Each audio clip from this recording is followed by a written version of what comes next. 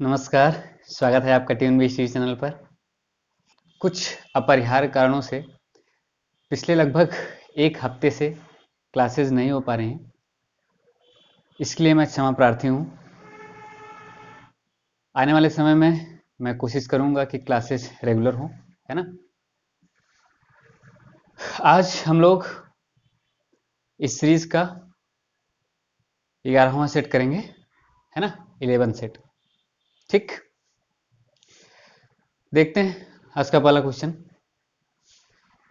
आज का पहला क्वेश्चन है, ऐतरेय और कौशिकी ब्राह्मण का संबंध किस वेद से है। ऐतरेय और कौशिकी ब्राह्मण का संबंध किस वेद से है। तो ये ऋग्वेद से संबंधित है।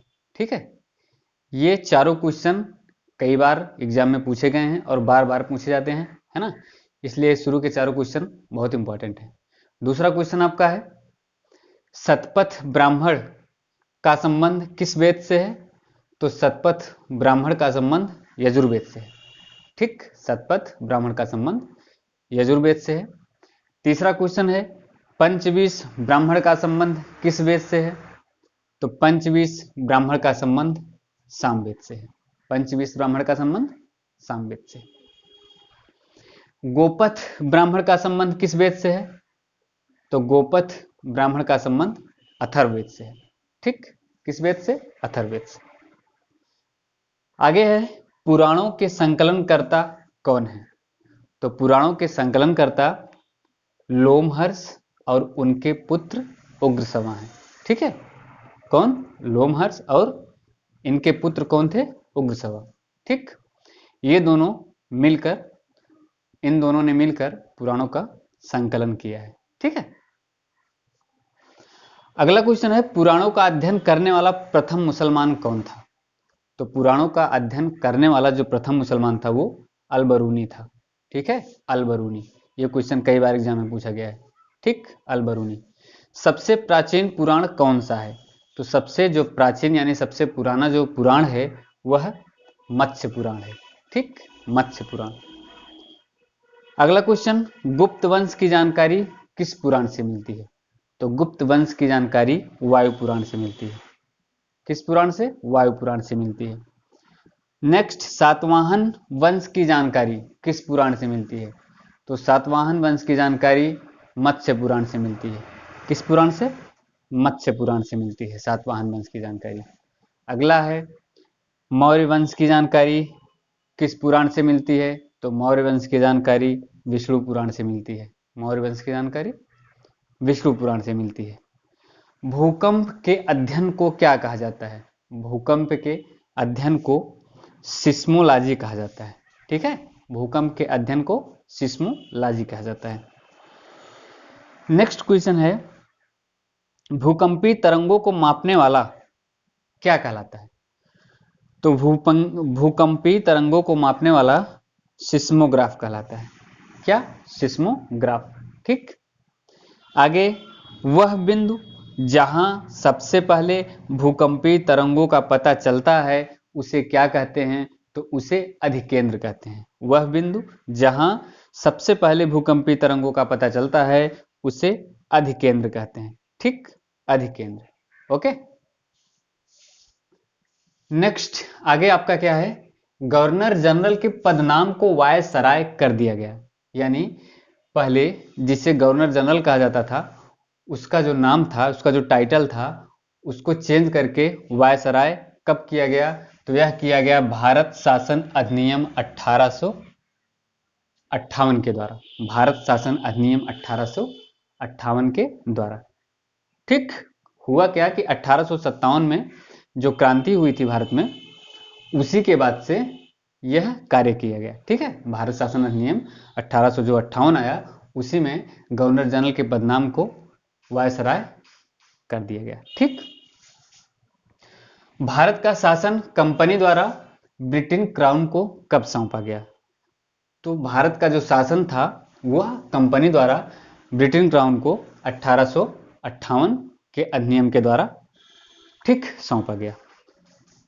1857 क्रांति के बाद ही ये सारे कार्यक्रम हुए हैं। ठीक, भारत के अंतिम गवर्नर जनरल तथा प्रथम वायसराय कौन थे?